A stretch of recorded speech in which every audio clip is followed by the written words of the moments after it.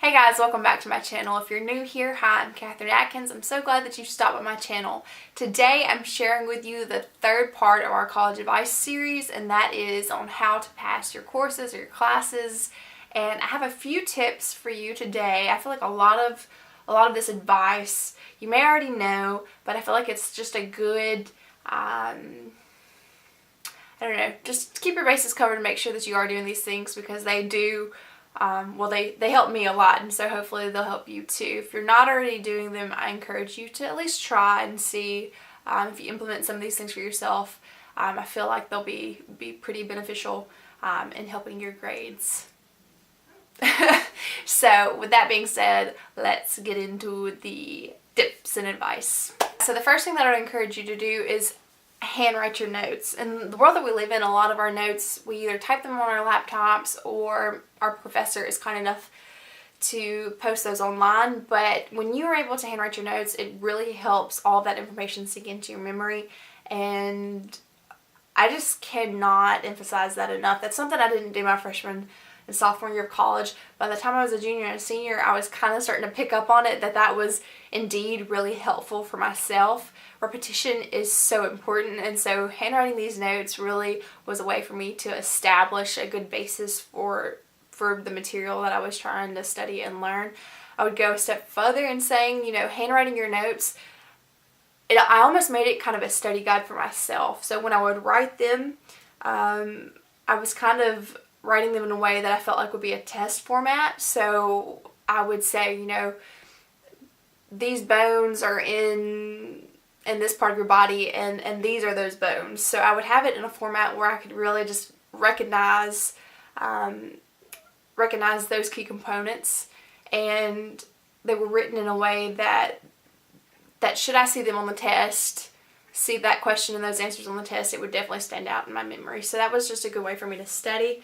Also, when you are writing your notes, one of my teachers in high school actually told me this. If you will write it in like a black ink against white paper, will really help stand out in your memory versus just writing in pencil.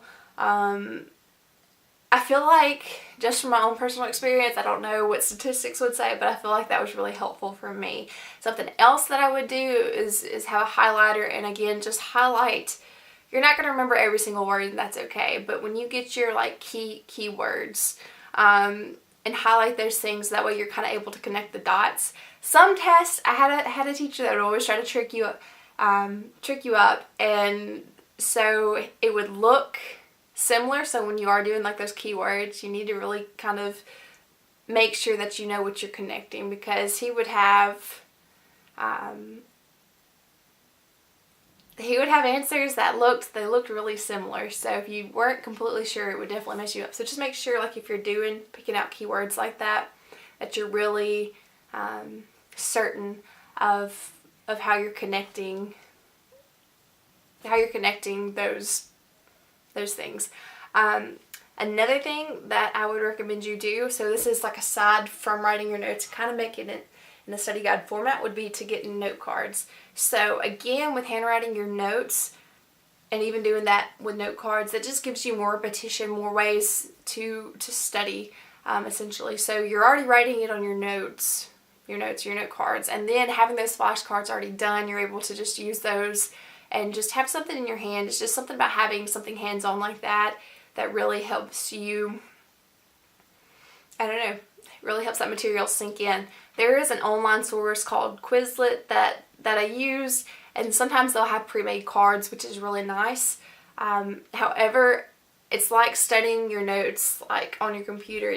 For me, I feel like I got the most out of handwriting stuff and seeing it on paper versus seeing it on my computer.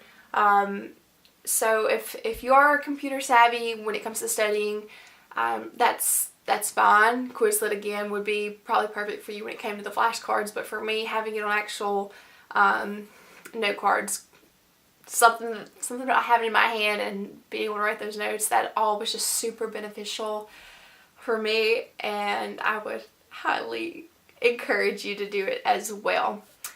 The next thing that I would encourage you to do, that I was terrible about when I would do it, I would see a big difference in the way that I knew the material and my grade, essentially.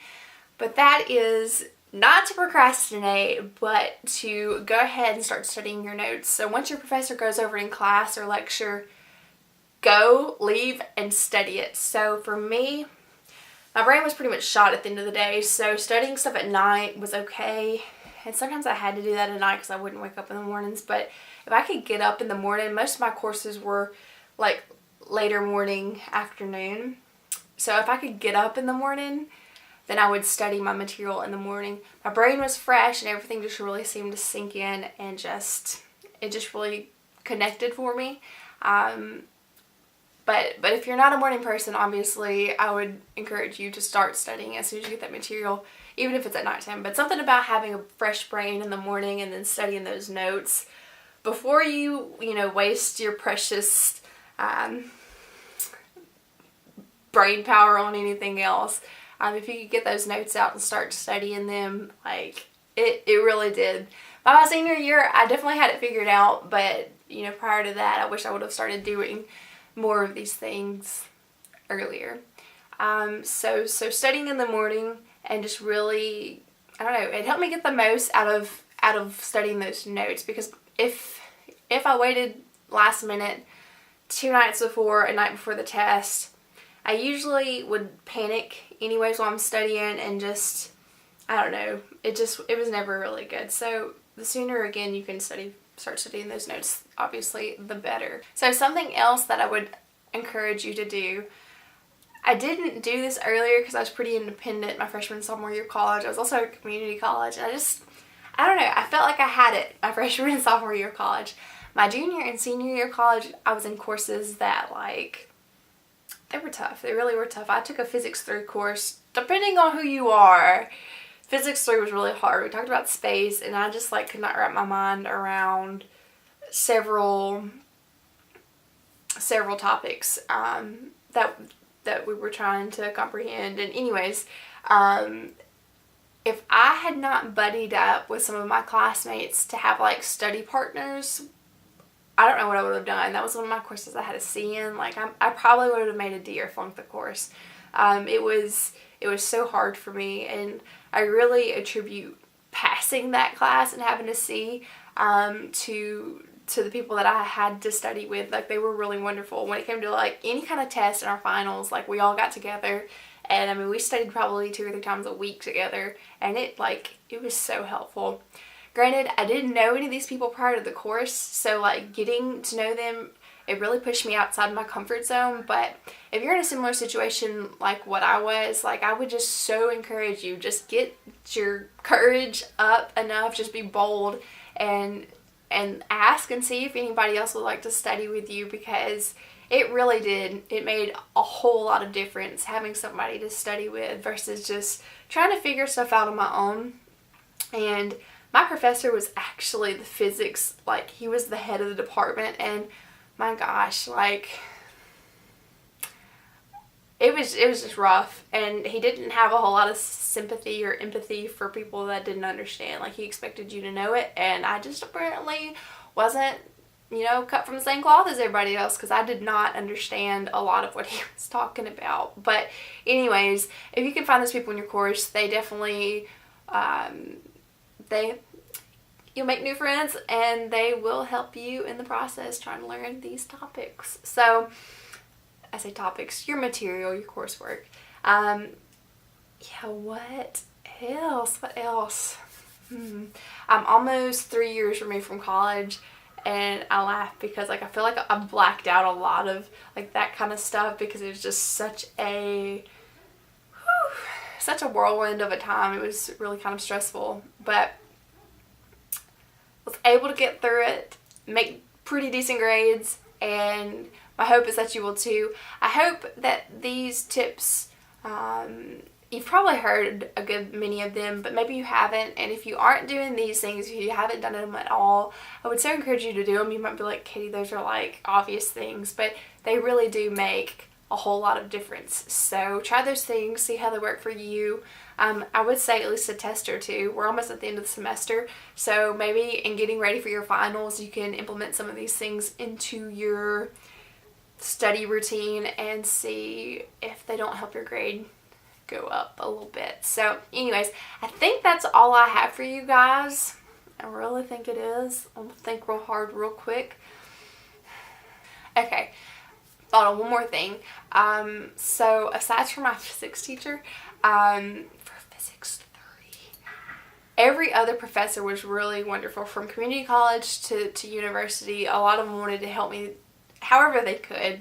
And so go to your teachers. I had several professors that kind of talked me through some things that I'd didn't comprehend at all when they were going over in lecture, and I'm not the kind of person that just doesn't pay attention. Sometimes things unfortunately just don't click, and so my professors, several of them, were kind enough to go over the material with me to help make those things make sense and click. So I would encourage you to do that. There are a lot of students. My boyfriend is teaching at a university right now, and there are some students that just don't get it and they don't ask for help until it comes time to take the test, and you can't wait like that. You just,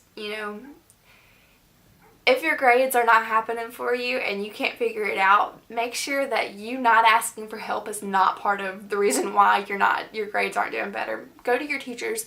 If they can't help you, maybe they can give you somebody that could tutor you, because there's always somebody.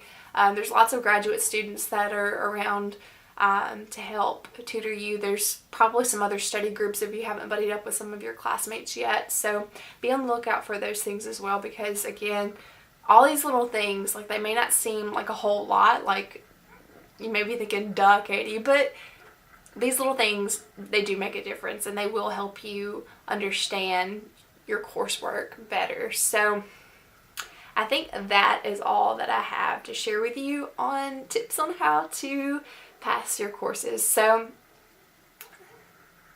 yeah, I'm pretty sure that's it. So anyways, thank you so much for watching. Again, if you'd like to subscribe to my channel, I would so appreciate that. I'm going to make more videos like this. It may not be exclusive to college, but it will be similar kind of videos. So anyways, thank you for watching, and I will talk to you very soon. Bye guys.